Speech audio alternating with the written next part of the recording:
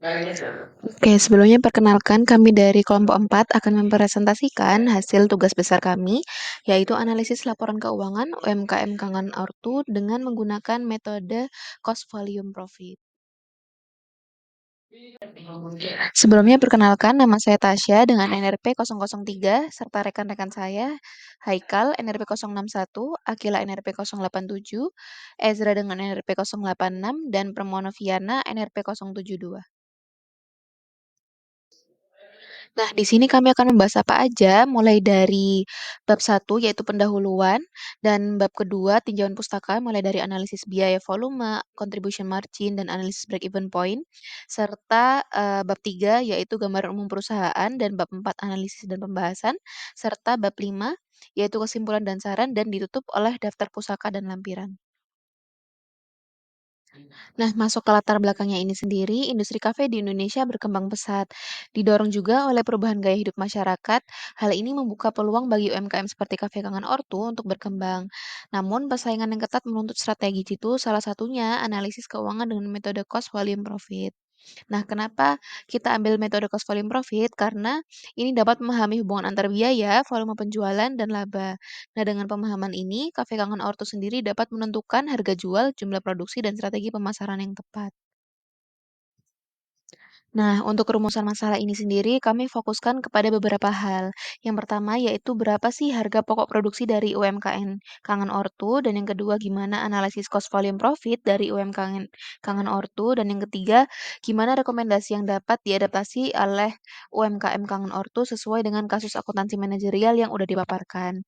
Dan tujuan penelitiannya ini sendiri yaitu menghitung harga pokok produksinya, menganalisis cost volume profit, dan memberikan rekomendasi yang dapat diadaptasi oleh UMKM Kangen Ortu sesuai dengan kasus akuntansi manajerial dalam studi kasus ini. Oke, selanjutnya di sini ada beberapa batasan masalah dari analisis laporan keuangan UMKM Kangen Ortu menggunakan metode cost volume profit. Di sini yang pertama, data yang digunakan dalam analisis ini merupakan data laporan keuangan UMKM Kangen Ortu selama 3 bulan. Dan yang kedua, biaya yang dianalisis adalah biaya variabel dan biaya tetap, dan biaya variabel merupakan biaya yang berubah-ubah seiring dengan perubahan volume produksi.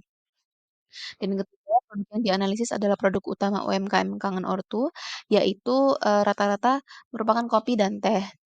Dan selanjutnya yaitu harga jual yang digunakan dalam analisis ini adalah harga jual rata-rata produk kopi dan teh selama 3 bulan. Dan yang terakhir, analisis ini tidak mempertimbangkan faktor-faktor lain yang dapat memengaruhi laba UMKM Kangen Ortu seperti perubahan kondisi ekonomi, persaingan, maupun perubahan selera konsumen.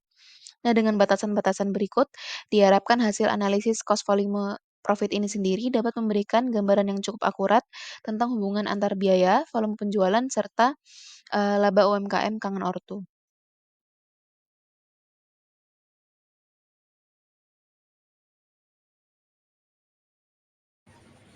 Analisis biaya volume laba atau CVP menghitung dampak perubahan harga jual, volume penjualan, dan biaya terhadap laba untuk mendukung perencanaan keuangan sebuah usaha dalam pengambilan keputusan manajerial. Dari analisis CV, kita dapat mengetahui beberapa hal seperti jumlah unit yang harus dijual untuk mencapai titik impas, dampak kenaikan harga terhadap laba, dampak pengurangan biaya tetap terhadap titik impas, dan tingkat sensitivitas harga atau biaya terhadap laba. Teori kedua, kita menggunakan contribution margin, di mana contribution margin sendiri digunakan untuk menunjukkan bagaimana suatu produk tertentu berkontribusi terhadap keuntungan perusahaan. Contribution margin juga menunjukkan jumlah yang tersedia untuk menutup semua biaya tetap, dan setelah biaya tetap tertutup, maka sisanya untuk menghasilkan laba pada periode yang terkait. Analisis break-even point atau BEP dapat digunakan untuk mengetahui penjualan minimum yang harus dilakukan untuk menutupi seluruh biaya yang dikeluarkan. Dengan kata lain, misalnya biaya dan pendapatan adalah sama atau perusahaan tidak untung dan tidak rugi. Analisis BEP mampu memberikan informasi kepada pimpinan perusahaan mengenai berbagai tingkat volume penjualan serta hubungan dengan kemungkinan memperoleh laba menurut tingkat penjualan yang bersangkutan. Margin of safety atau MOS adalah kelebihan dari anggaran penjualan atau penjualan yang aktual di atas penjualan titik impas. Margin of safety dapat digunakan untuk menentukan sejauh mana jumlah penurunan penjualan sampai titik impas atau titik di mana tidak terjadi kerugian dan juga laba. Operating leverage merupakan penggunaan aktiva atau operasi perusahaan yang disertai dengan biaya tetap. Biaya operasi tetap dikeluarkan agar volume penjualan akan menghasilkan penerimaan lebih dari cukup untuk menutup seluruh biaya operasi tetap dan variabel. Analisis target laba. Target laba adalah suatu tujuan yang ditetapkan suatu perusahaan agar dapat melakukan upaya yang terkonsentrasi untuk mencapai laba tersebut. Oleh karena itu, persamaan penjualan di atas dapat digunakan untuk menentukan besar kecilnya target penjualan pada keuntungan tertentu. Analisis target laba menggambarkan tingkat penjualan yang seharusnya dianggarkan. Analisis sensitivitas merupakan sebuah perhitungan untuk memberikan suatu alternatif keputusan agar dapat memberikan dampak yang lebih baik dari perhitungan awal. Di bidang keuangan, analisis sensitivitas digunakan untuk menguji secara sistematis apa yang akan terjadi pada penerimaan total apabila terjadi perubahan yang berbeda dari perkiraan dan perencanaan. Salah satu contoh dari analisis sensitivitas adalah what if analysis. What if adalah metode analisa resiko, kegiatan yang terstruktur untuk menentukan hal-hal apa yang bisa salah, menilai dari kemungkinan dan konsekuensi dari situasi-situasi yang terjadi. Analisis ini bisa berupa pertanyaan atau kuesioner yang nanti hasilnya dari pertanyaan ini akan membentuk dasar penilaian mengenai penerimaan resiko tersebut dan menentukan rekomendasi tindakan untuk resiko-resiko yang dinilai tidak dapat diterima.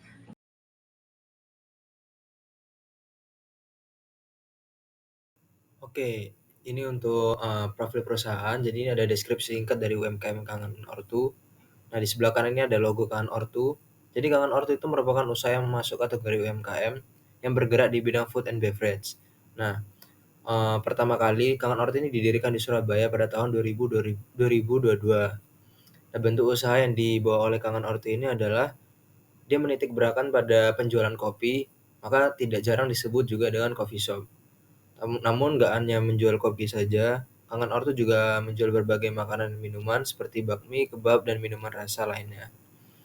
Nah, filosofi sang owner ini memberikan nama Kangen Ortu karena untuk memunculkan rasa nostalgia akan kerinduan orang tua dan kampung halaman. Bagi para perantau, kafe ini hadir sebagai tempat yang mampu mengobati kerinduan akan suasana rumah yang hangat dan makanan yang selalu mengingatkan dengan orang-orang yang ada di rumah. Nama Kanorto juga terinspirasi dari perasaan mendalam yang dialami oleh banyak perantau yang jauh dari orang tua dan kampung halaman mereka. Untuk struktur organisasinya, Kangen Orto ini tidak memiliki struktur organisasi yang kompleks. Jadi UMKM ini juga, maksudnya dia hanya memiliki karyawan yang diarahkan langsung dari ownernya. Nggak jarang juga ownernya Kangen Orto ini juga terjun langsung di operasional perusahaannya. Jadi struktur organisasi seperti ini. Owner, terus di bawahnya langsung staff. Berikut merupakan biaya produksi dari UMKM Kangen Ortu. Jadi di sini yang kami masukkan adalah biaya bahan baku, listrik, karyawan, dan sewa tempat. Jadi terdapat fluktuasi di biaya produksi per bulannya karena adanya perubahan di biaya bahan baku.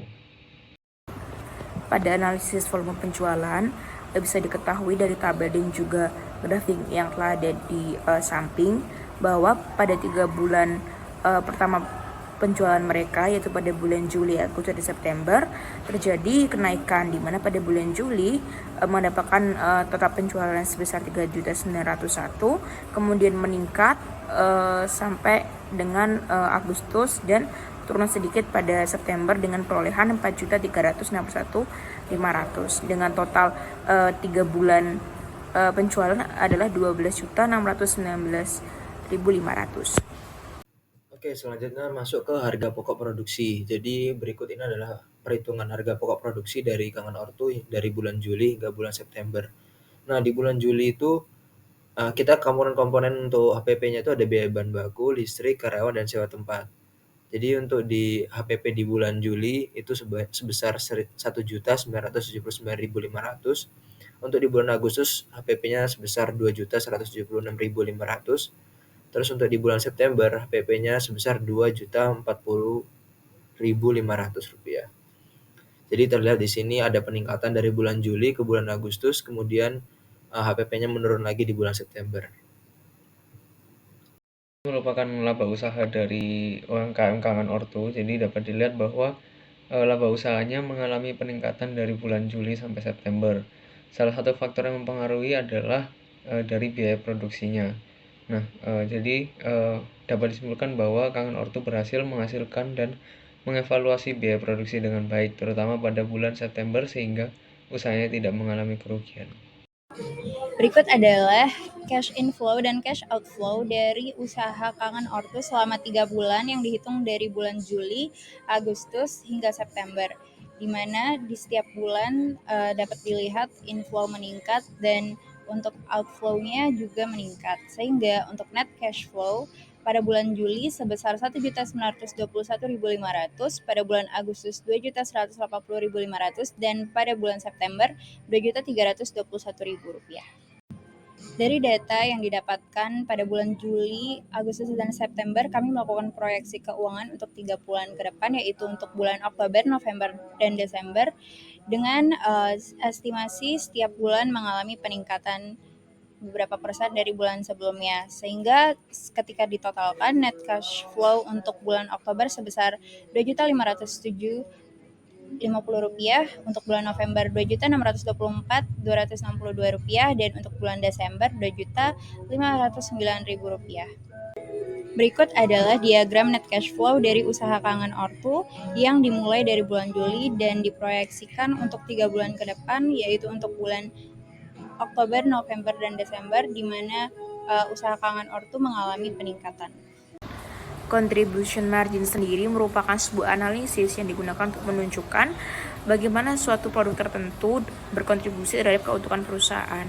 Nah, kontribusi margin ini dihitung dengan cara dia mengurangi pendapatan penjualan dengan semua biaya variabel. Bisa dilihat pada tabel di sebelah kiri total pendapatan dan juga total biaya variabel yang didapatkan dari pertambahan dari biaya bahan baku langsung, yaitu tenaga kerja langsung, dan juga biaya overhead pada tiap bulannya, itu bulan Juli, Agustus, dan juga September.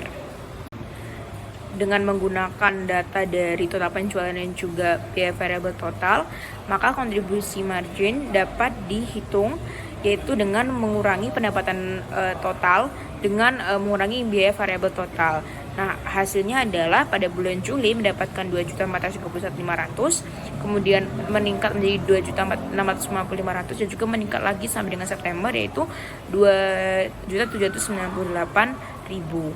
Nah, kemudian pada rasionya sendiri, contribution margin ratio, bisa dilihat bahwa pada bulan Juli mendapatkan 62%, kemudian pada bulan Agustus mendapatkan 60%, dan juga pada bulan September mendapatkan 64%.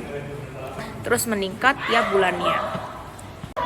Pada analisis break-even point, nah break-even point sendiri merupakan titik impas di mana perusahaan diharuskan menjual barang dalam kuantitas tertentu agar tidak mengalami kerugian, tapi juga tidak mengalami keuntungan. Nah, hasil dari BEP sendiri itu harus mampu untuk menutupi biaya yang dikeluarkan untuk produksi, sehingga akan mendapatkan titik impas. Nah, BEP itu ada 2 jenis, yaitu BEP dalam unit dan juga BEP dalam rupiah.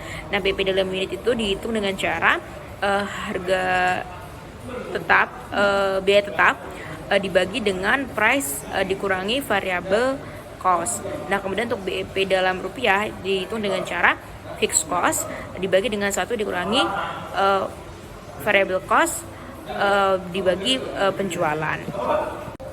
Pada analisis break even point, kami menganalisis salah satu BEP dari UMKM ini, yaitu produknya adalah es teh. Nah, di mana kita mendapatkan data-data untuk menghitung BEP per unitnya, yaitu data biaya tetap, HPP ST, dan juga biaya variabel per unit ST-nya. Kemudian kita masukkan ke dalam rumus dan mendapatkan BEP sebesar 684 untuk bulan Juli, 740 untuk bulan Agustus, dan juga 808 untuk bulan September. Dimana kami asumsikan memang pada bulan itu hanya ST, jika ingin mendapatkan BEP dari ST, maka mereka atau UMKM ini harus menjual ST sebesar jumlah tersebut. Nah, untuk BEP per rupiahnya, dengan data yang kami dapatkan yaitu biaya tetap, total biaya variabel, total penjualan ST.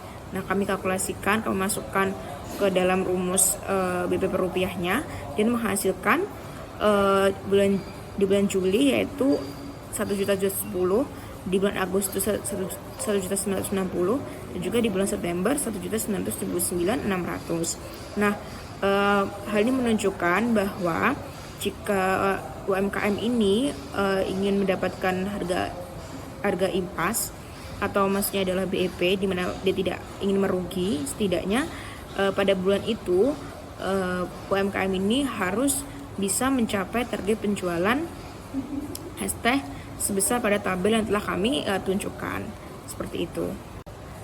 Nah, untuk analisis margin of safety, di mana margin of safety sendiri digunakan untuk memberikan gambaran tentang realisasi keuangan suatu usaha yang dapat menjadi strategi agar suatu perusahaan tidak mengalami kerugian. Nah, rumus dari margin of safety sendiri itu ada dua, yaitu total penjualan dikurangi BEP, dan ketika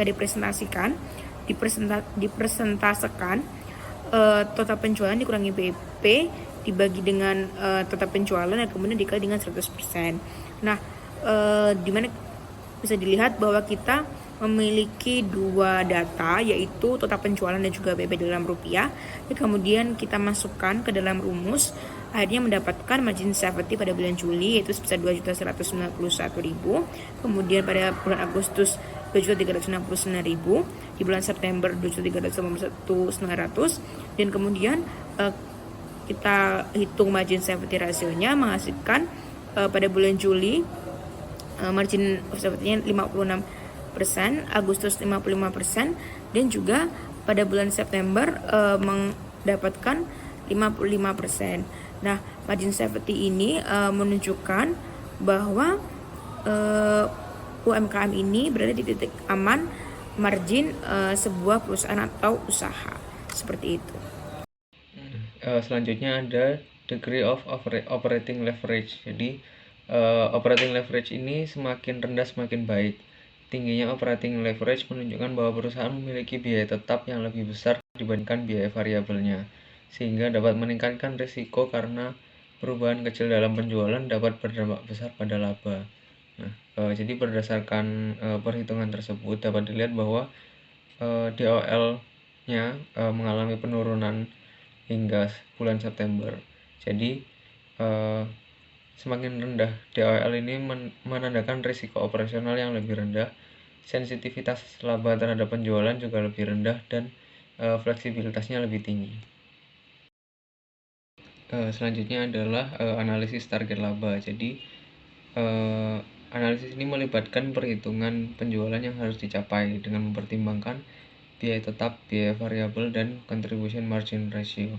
Nah, jadi target laba bersih yang ditetapkan oleh UMKM ini adalah 20%. Nah, jadi melalui perhitungan ini dapat dilihat di tabel bahwa pendapatan saat ini sudah melampaui target laba yang ditetapkan. Jadi dapat disimpulkan bahwa pendapatan yang dihasilkan oleh Kangen Ortu selama bulan Juli sampai September telah memenuhi target laba sebesar 20% yang telah ditentukan sebelumnya. Oke, sekarang kita lanjut ke analisis sensitivitas. Jadi pada penelitian ini analisis sensitivitas yang digunakan menggunakan dua alternatif untuk menghitung analisis target laba untuk meningkatkan keuntungan dan menekan kerugian serta memenangkan pangsa pasar. Alternatif yang kita pilih di sini adalah yang pertama, total penjualan itu naik 20%, disertai dengan naiknya biaya variabel sebesar 10% dan biaya tetap sebesar 10%. Nah, yang kedua, total penjualan itu naik sebesar 30%, disertai naiknya juga biaya variabel 15% dan biaya tetap itu meningkat 20%.